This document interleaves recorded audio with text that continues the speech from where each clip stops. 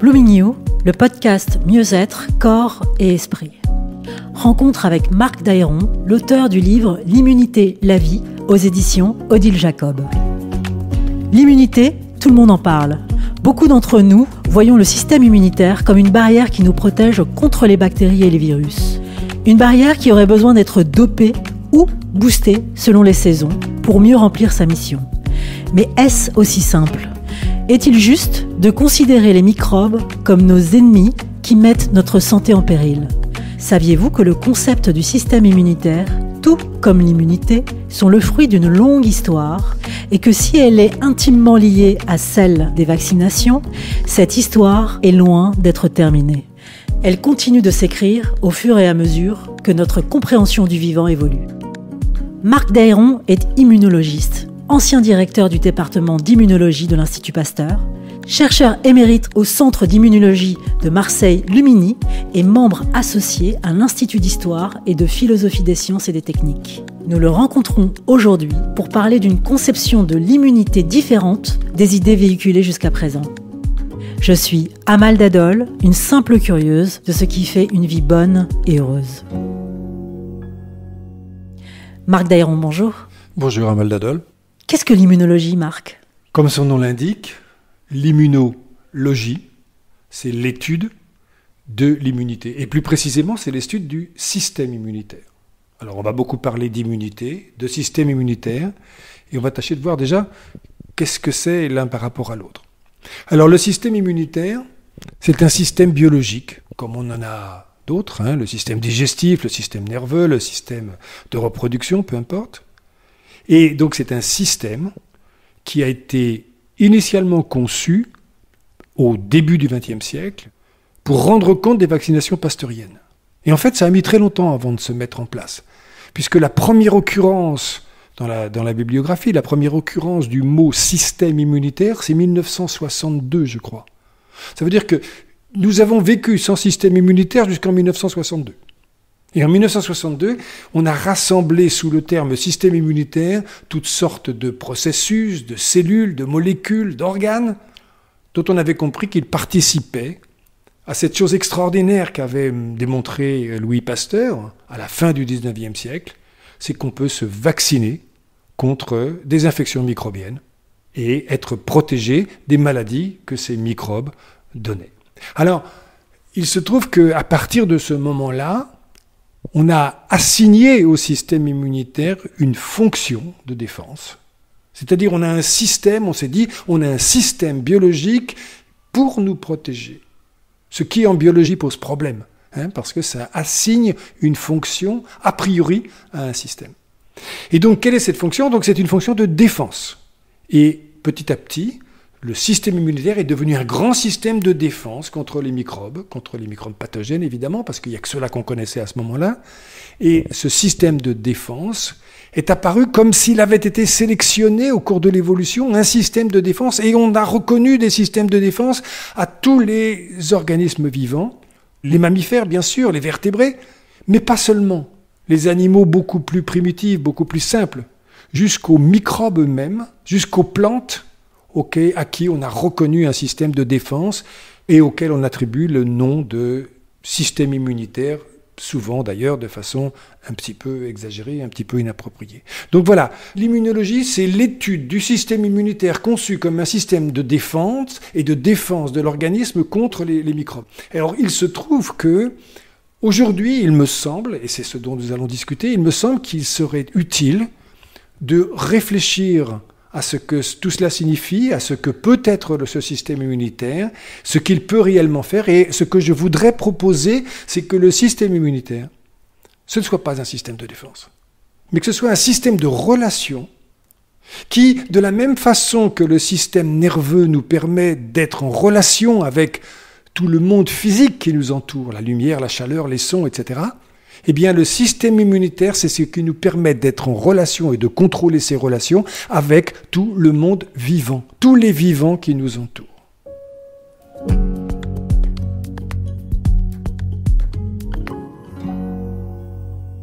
Anti-corps. J'ai fait exprès, évidemment, de mettre un tiret entre anti et corps. Anticorps, cellules tueuses, cellules cibles, cellules sentinelles, tolérance, alarmine.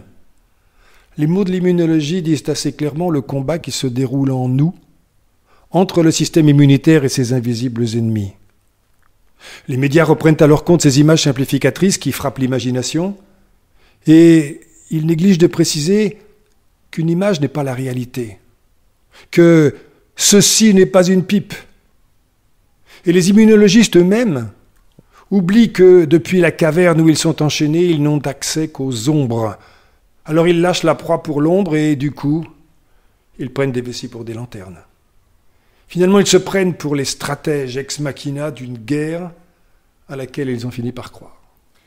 Marc Dayron, vous venez de nous offrir la lecture d'un passage de votre livre. Pourquoi avez-vous choisi cet extrait ?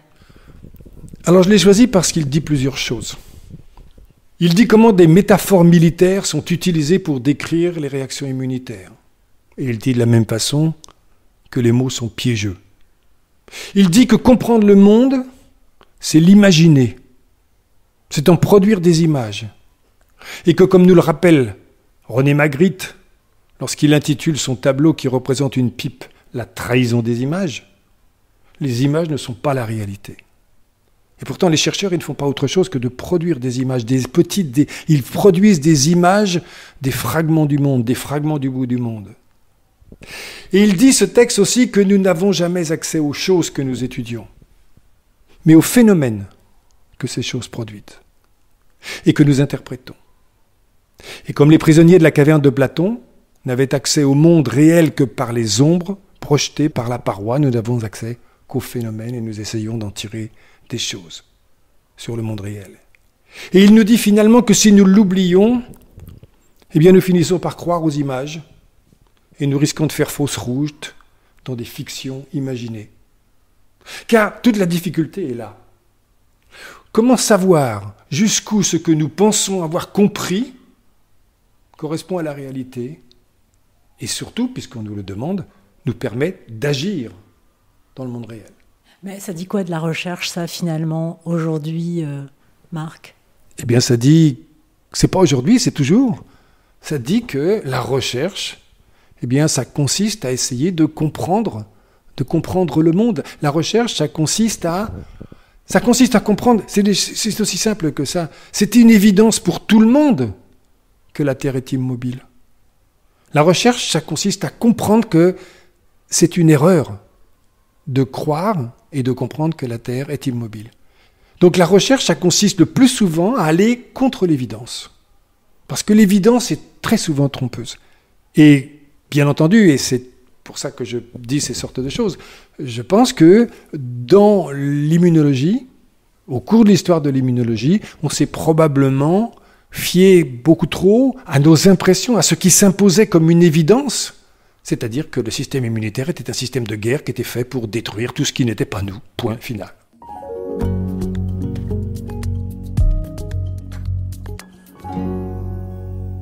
Alors finalement, c'est quoi l'immunité ? Alors l'immunité, c'est bien de revenir à cette notion-là, parce que finalement, le système immunitaire, on a dit que c'est une construction intellectuelle, et ça n'est pas autre chose. N'oubliez jamais quand même que les systèmes biologiques, en réalité, ça n'existe pas. C'est juste des découpages qui nous permettent de comprendre comment les systèmes vivants sont vivants. Et que c'est infiniment complexe et qu'on a besoin de représenter ça de façon qui nous est compréhensible à nous, avec le cerveau qui est le nôtre. Donc finalement, ces images que nous représentons de l'organisme, ce sont des choses qui reflètent certainement tout autant notre esprit, notre cerveau, que la réalité que c'est censé décrire. Donc, revenons à cette notion, l'immunité. Donc, l'immunologie, c'est l'étude d'un système qui a été compris pour expliquer l'immunité protectrice qui a été conférée par les vaccinations pasteuriennes. Alors, qu'est-ce que c'est que l'immunité ? L'immunité, tout d'abord, c'est une métaphore. Ça n'existe pas. C'est une métaphore. C'est un mot qui est importé du langage juridique. L'immunité, ça a d'abord été, et pendant très longtemps, un privilège. Le privilège, par exemple, de ne pas payer l'impôt, ou le privilège de ne pas porter les armes, de ne pas devoir partir à la guerre, par exemple. Eh bien, ce privilège, il pouvait être de deux ordres, comme tous les privilèges d'ailleurs. Il y a les privilèges qui sont congénitaux, qui sont de tradition, qui sont de naissance. Et puis il y a les privilèges qui sont octroyés par le roi, par le prince. Le privilège de naissance, eh bien, c'est celui qui fait que, étant noble, je suis dispensé d'un certain nombre de choses. Et puis, le privilège octroyé, c'est celui qui fait que pour avoir rendu de grands services au prince, eh bien, celui-ci, par exemple, me dit, eh bien, pour l'un, maintenant, tu ne paieras plus d'impôts et c'est ma façon de te remercier. Donc, privilège inné ou privilège acquis. Eh bien, l'immunité, c'est effectivement, comme tous les privilèges, quelque chose qui peut être inné ou acquis, l'immunité dont nous parlons. Parce que cette immunité, c'est ce qu'on appelle, ce qu'on a appelé plus tard, on ne dit plus tellement ce mot-là, mais c'est ce qu'on appelle l'immunité morbide. C'est-à-dire l'immunité, ce dont elle nous exempte, dont elle nous protège, ce qu'elle nous évite d'avoir, de subir, c'est la maladie. Donc c'est une immunité contre la maladie, c'est ça, une immunité morbide. Et c'est intéressant que pour la première fois qu'apparaît par écrit le terme immunité dans ce sens, eh bien, c'est dans le dictionnaire d'Émile Littré en 1863, je crois. Donc là encore, c'est extrêmement récent que le mot immunité est utilisé dans le sens où on l'utilise le plus aujourd'hui. Et donc, cette immunité, eh bien, de la même façon que les privilèges, elle était innée ou acquise. On sait très bien, par exemple, que lors d'une épidémie, tout le monde ne tombe pas malade. On sait très bien que les médecins n'attrapent pas toutes les maladies infectieuses que leurs patients apportent dans leur cabinet et quand ils s'approchent d'eux pour poser leur oreille sur leur poitrine. Ça, c'est l'immunité innée qui fait que, voilà, tout le monde ne tombe pas malade. Par contre, d'autres vont tomber malades et on ne sait pas pourquoi. Donc, reste ce privilège qui fait que certains d'entre nous ne sont pas malades quand d'autres le sont, voire quand d'autres meurent. Et puis, il y a l'immunité acquise. L'immunité acquise, elle avait été reconnue très tôt. On s'était rendu compte depuis très longtemps que certains parmi ceux qui avaient été malades, ou plus exactement beaucoup de ceux qui avaient été malades et qui n'en étaient pas morts, lorsque la même maladie revenait par la suite et qu'ils étaient toujours vivants, eh bien ceux-ci étaient protégés. C'est-à-dire qu'ils avaient acquis une immunité qu'ils n'avaient pas lorsqu'ils ont eu la maladie la première fois, et cette immunité, ils l'ont acquise à la suite de la maladie. Donc ça reste ce privilège par rapport à la maladie. Et puis arrive Pasteur, et to make a long story short, Pasteur, il va faire quelque chose d'extraordinaire. Il va faire de ce privilège la chose du monde la mieux partagée. Il va nous dire n'importe qui peut s'affranchir de la maladie à condition de se vacciner.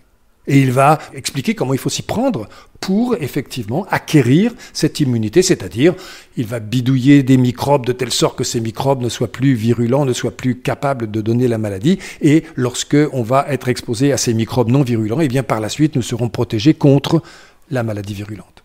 Donc, l'immunité innée, l'immunité acquise, l'immunité naturelle, et puis l'immunité artificielle, celle qui est conférée par les vaccinations. Donc voilà, je pense qu'on a à peu près fait le tour qui permet de comprendre ce que c'est que l'immunité.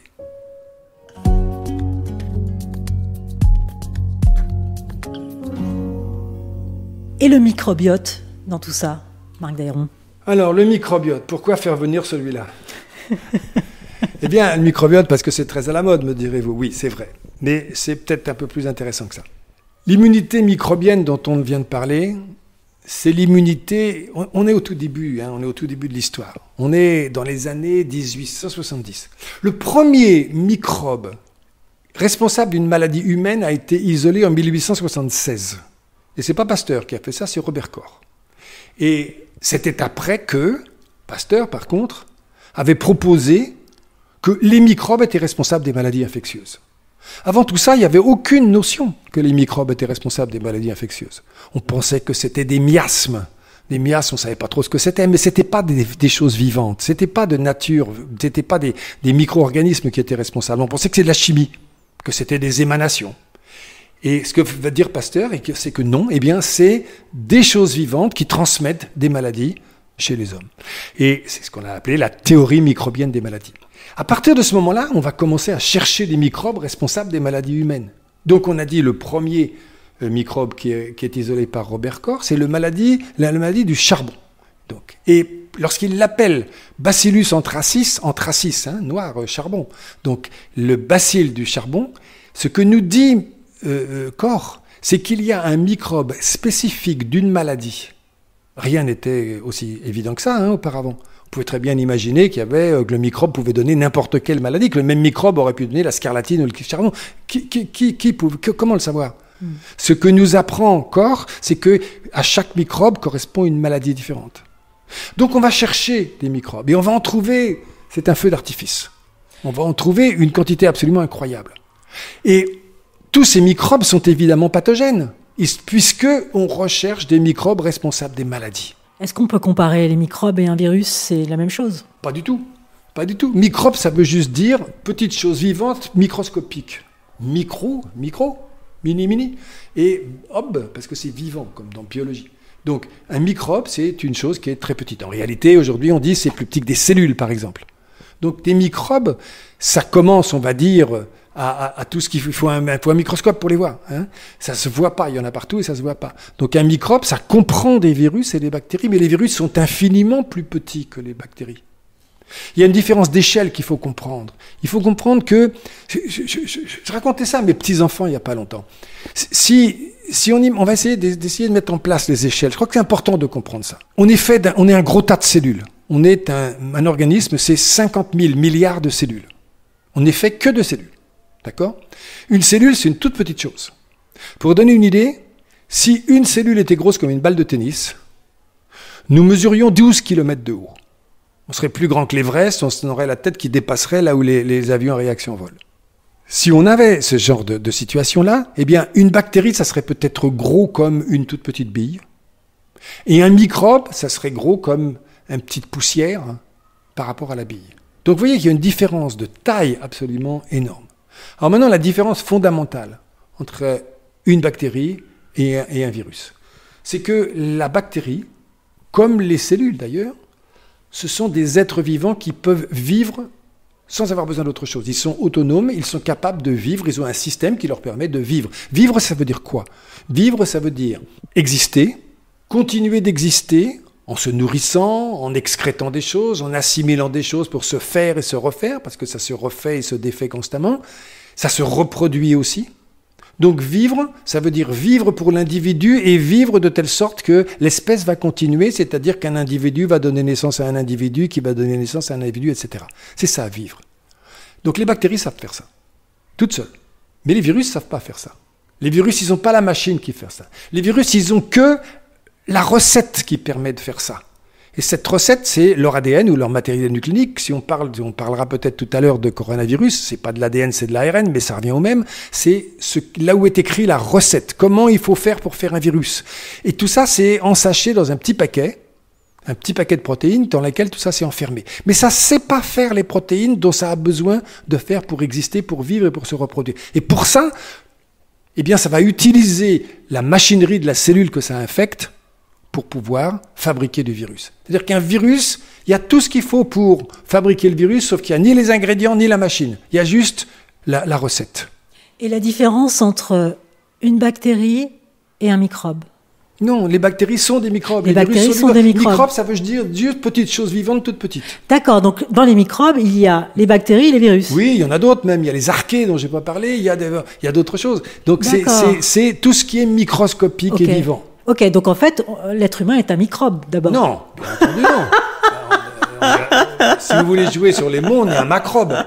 C'est-à-dire un macro vivant. C'est-à-dire pas un petit, mais un gros. D'accord. Oui. Et en réalité, on est fabriqué d'un grand nombre, donc j'ai dit, de cellules. Mais les cellules ne sont pas des microbes. C'est plus gros. Je vous ai dit, c'est la différence entre une bactérie et une cellule, c'est à peu près une bille et une balle de tennis. Oui, mais si j'ai bien compris, l'être humain est composé dans sa majorité de... Ça, on n'en a pas encore parlé. Bactéries. Pour l'instant, je viens de vous dire qu'il y a 50 000 milliards de cellules.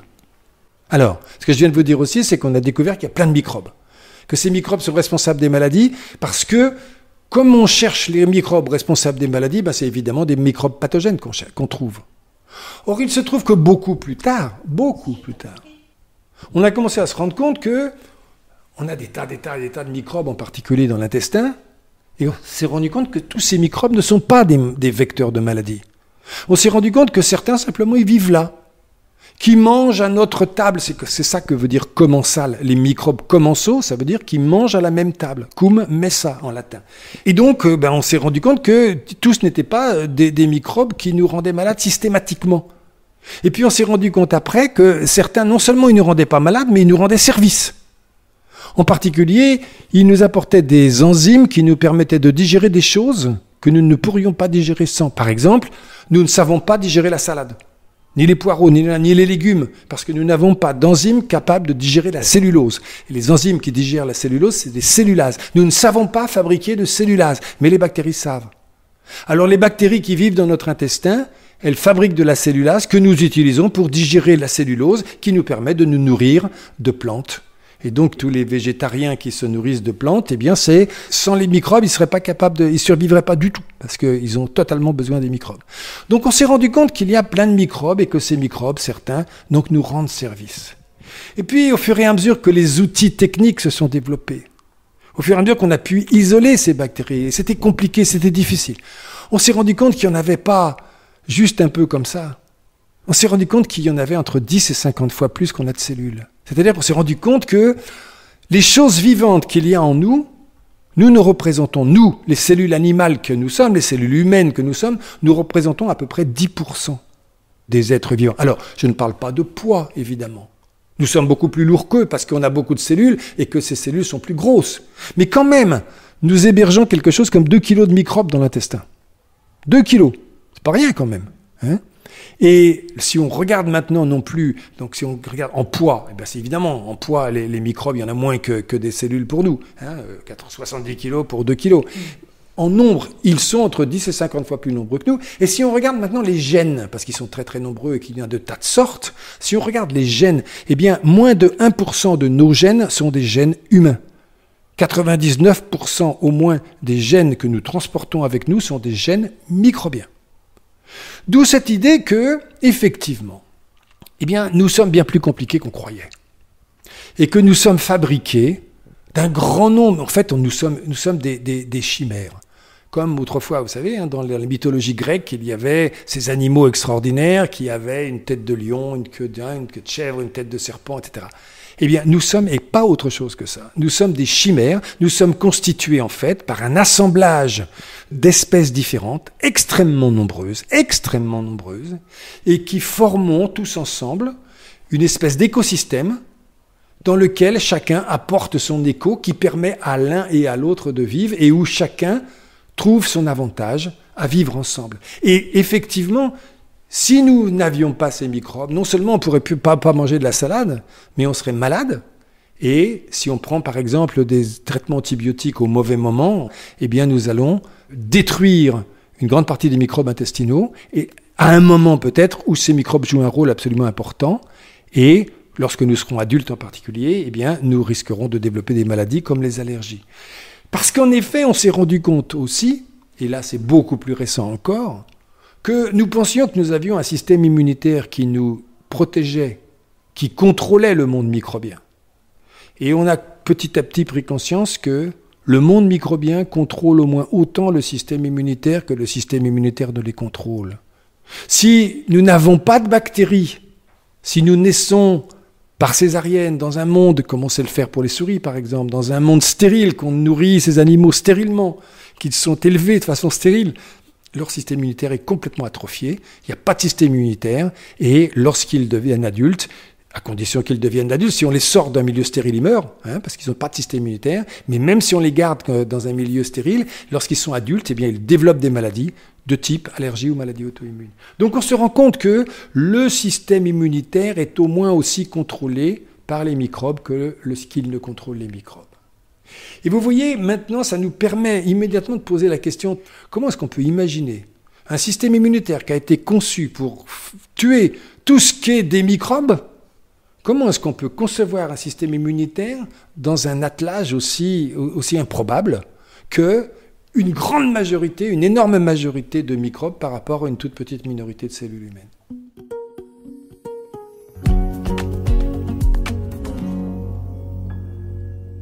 Comment comprendre l'immunité dans l'organisme ? Eh bien, c'est précisément l'objet de ce livre dont on a parlé au début.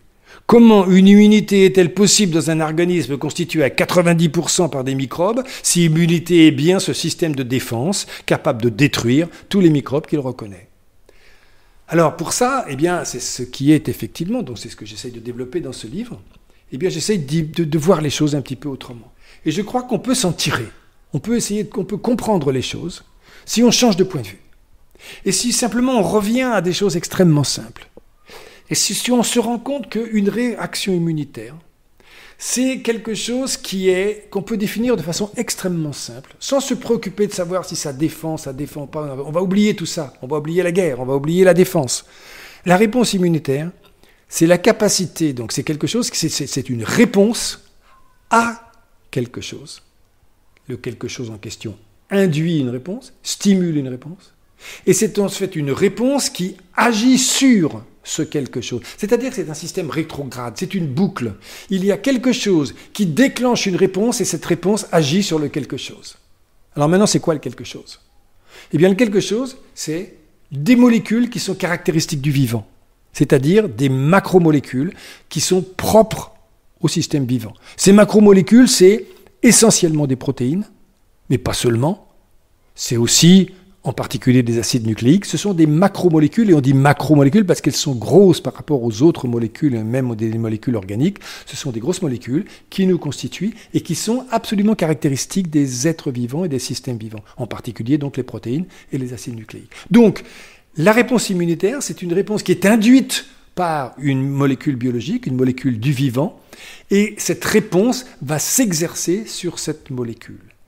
Alors, lorsqu'on a dit ça, eh bien, ça nous permet effectivement de dire que le système immunitaire, c'est un système qui nous permet de percevoir et d'agir sur la totalité du monde vivant, un peu de la même façon que le système nerveux, c'est le système qui nous permet de percevoir et de répondre à la totalité du monde physique. L'énorme différence qu'il y a entre les deux systèmes, c'est pas seulement qu'ils ne reconnaissent pas la même chose, puis il y en a bien d'autres des différences, mais une différence majeure, c'est que le système immunitaire, il a la capacité d'agir sur la chose qui a déclenché la réponse, pas le système nerveux. Lorsque, par exemple, le système nerveux perçoit une source de chaleur, là, à côté de moi, il y a quelque chose qui chauffe. De deux choses l'une, où j'ai froid, et donc le système nerveux, il perçoit la chose, et il va induire une réponse de moi. Cette réponse, ça va être, je vais me rapprocher de la source de chaleur si j'ai froid, ou je vais vite retirer la main si je me rends compte que je vais me brûler. Mais en aucun cas, j'ai agi sur la source de chaleur. Elle continue d'exister, et le système nerveux, il n'a aucun moyen d'agir dessus.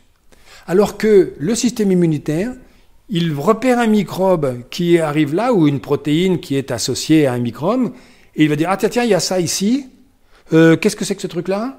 Eh bien, je vais mettre en route des cellules et des molécules. Les molécules, c'est les anticorps. Les cellules, c'est les cellules de l'immunité cellulaire. Et je vais aller prendre ça en charge et voir un peu ce que ça va donner. Et je vais agir dessus. Donc, le système immunitaire, il peut à la fois percevoir, se modifier et agir sur la chose. De telle sorte que le résultat de tout cela, eh bien, c'est que, en fait, on n'est plus, si on oublie les guerres qui nous ont complètement égarés, là, sur des champs de bataille stupides, eh bien, on se rend compte, en fait, que ce qui va se passer, c'est qu'on va s'adapter mutuellement l'un à l'autre. Et que le microbe qui est là dans notre intestin ou ailleurs, et qui se met un peu à proliférer un peu beaucoup, qui prend ses aises, parce qu'il est bien là dans la niche écologique que lui a fourni notre intestin, s'il trouve que ça commence à... c'est pas mal, il va faire des tas de petits... Et là, il y a le système immunitaire qui dit, bon, ça va 5 minutes, là, ton affaire, on va un peu, vas-y, mollo. Et là, il va flinguer 2-3 microbes et faire en sorte qu'il va contenir l'expansion microbienne. De telle sorte que le microbe, bon, ok. Alors, c'est pas qu'il va dire ok et tout ça, mais il va être contenu dans sa prolifération. Mais le microbe, éventuellement, si c'est un virus, par exemple, éventuellement, il va muter. Parce que ça fait partie de la vie normale de muter pour les virus. Et là, il va pouvoir, en mutant, il va plus être sensible à la réponse du système immunitaire. Pour une raison ou pour une autre, c'est complètement au hasard. Et là, eh bien, la réponse du système immunitaire va plus être efficace pour contrôler son expansion. Donc, le monde microbien, là, il va reprendre du poil de la bête et il va s'expandre. Et là, ça va poser problème au système immunitaire qui va dire non, attends, non, ça va pas, ça. Et qui va répondre différemment pour essayer de contrôler les choses. Donc, vous voyez, il y a une espèce de jeu de ping-pong qui va s'introduire entre eux. Je te fais ça, je te fais ça, je te fais ci, je te fais ça. Je réponds par-ci, par-là. De telle sorte qu'à la fin des fins, eh bien, soit c'est la catastrophe, pour l'un comme pour l'autre. C'est-à-dire qu'à un moment, il y en a un qui dit ça suffit comme ça et le microbe est éradiqué et il n'y a plus de microbe. Soit au contraire, le système immunitaire, il peut rien, mais le microbe, il se développe totalement et au bout d'un moment, il va tuer son hôte. Soit, c'est ce qui se passe le plus souvent, eh bien on va atteindre un compromis acceptable qui va faire que nous allons pouvoir vivre les uns avec les autres sans que finalement ça soit trop problématique. Et ce que fait l'immunité, ce que permet l'immunité, je pense, eh bien c'est simplement de vivre les uns avec les autres sans même qu'on s'en rende compte, de façon totalement silencieuse, avec tous nos microbes qu'on a, sans déclencher une épouvantable réaction inflammatoire dans notre intestin, sans nous débarrasser des microbes, parce que si on serait mal, un petit peu comme finalement la mère enceinte tolère son fœtus pendant 9 mois, alors que son fœtus exprime à sa surface des molécules du père qu'elle reconnaît très bien comme étant des molécules étrangères et pour lesquelles elle a tous les outils pour s'en débarrasser. Mais elle ne le fait pas.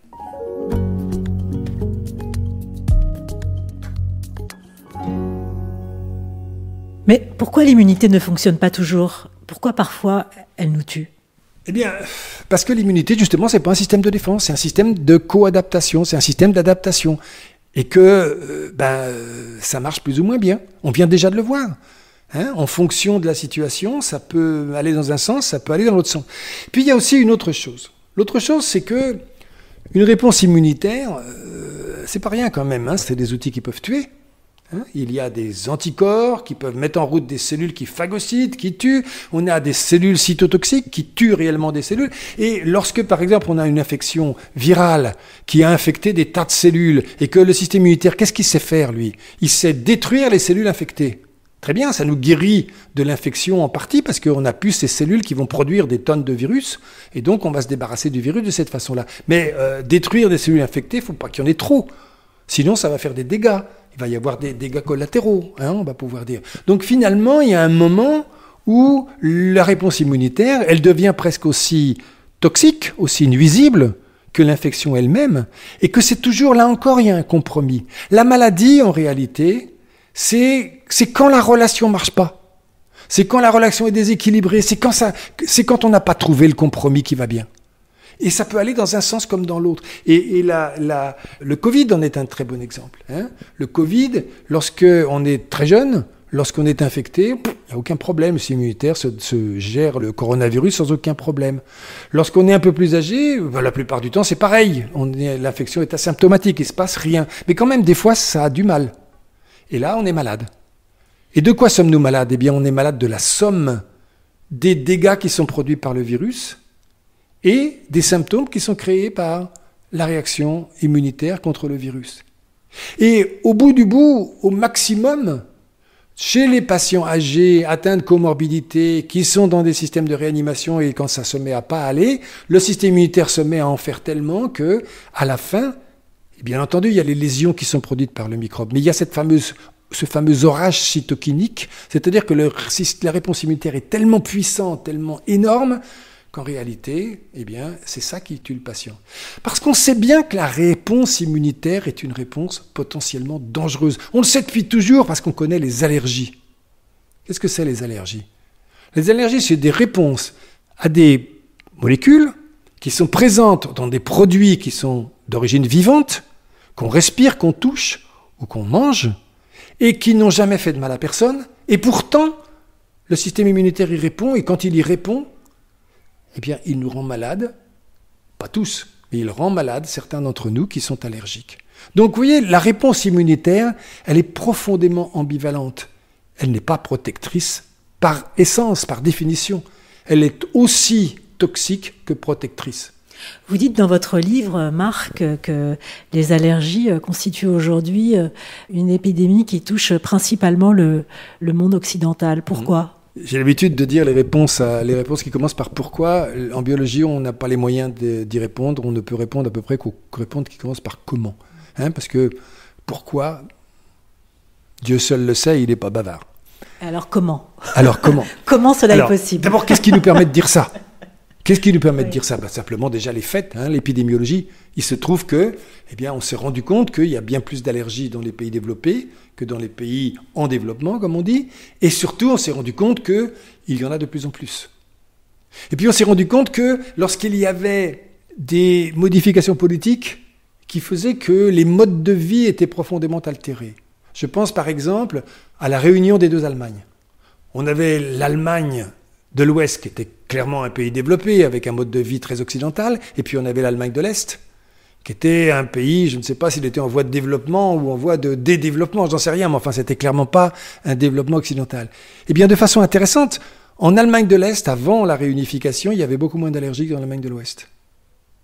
Et lorsque les deux Allemagnes se sont réunies, qu'est-ce qui s'est passé? Il n'y a pas eu une moyenne. Il n'y a pas eu une diminution des allergies dans le monde occidental. Ce qui s'est passé, c'est qu'il y a eu une augmentation des allergies dans l'ex-Allemagne de l'Est. Tout simplement parce que les gens d'Allemagne de l'Est ont commencé à vivre comme les Allemands de l'Ouest. Donc on a compris que c'est le mode de vie qui rend compte de l'augmentation de cette espèce de véritable épidémie d'allergies qu'il y a actuellement. Alors ce mode de vie, c'est quoi? C'est beaucoup de choses. C'est ne plus vivre à la campagne, au contact des animaux, quand on est petit en particulier, ne plus boire de lait cru lorsqu'on est petit, dans les biberons, ou autrement, ne plus manger de fromages qui ne sont pas pasteurisés, vivre dans des appartements qui sont volontiers avec de l'air recyclé, etc., mais qui sont fermés, c'est manger des produits qui sont industriels et qui, grâce à cela, sont infiniment moins dangereux à manger. N'oublions pas quand même, moi, mes grands-mères, elles faisaient leurs conserves elles-mêmes. Et lorsque j'étais petit, on ne pouvait manger d'huîtres que pendant les mois en air, parce que le transport frigorifique ne permettait pas de transporter des huîtres pendant les chaleurs. Et donc on mourait de salmonellose, on mourait de toutes sortes de maladies à cause des infections qu'il y avait dans la nourriture.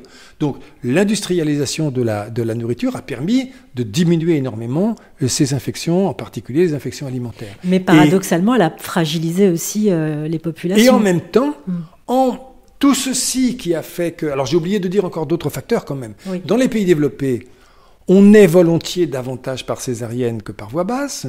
Dans les pays développés, on donne volontiers une alimentation au bébé artificielle, c'est-à-dire avec du lait maternisé ou du lait industriel, on va dire, et non pas, on nourrit moins les enfants au sein. Dans les pays industriels, on va volontiers traiter avec des antibiotiques les enfants. Et en particulier, on sait très bien que les enfants ont beaucoup d'otite et souvent, quand on sort de chez le pédiatre, eh bien, on sort avec une ordonnance d'antibiotiques. Or, ce qu'on a compris, c'est qu'il y a une espèce de fenêtre pendant laquelle il est nécessaire que les petits-enfants soient exposés à leur microbiote et que leur microbiote puisse se développer de façon convenable et que s'ils ratent ce moment-là, après c'est trop tard. Et que si c'est trop tard, eh bien, le microbiote ne va pas contribuer à éduquer le système immunitaire comme il le fait normalement, de telle sorte qu'on va avoir un système immunitaire qui va rester immature, et on va le garder tel que jusqu'à l'âge adulte, et à l'âge adulte, on va se mettre à faire des allergies.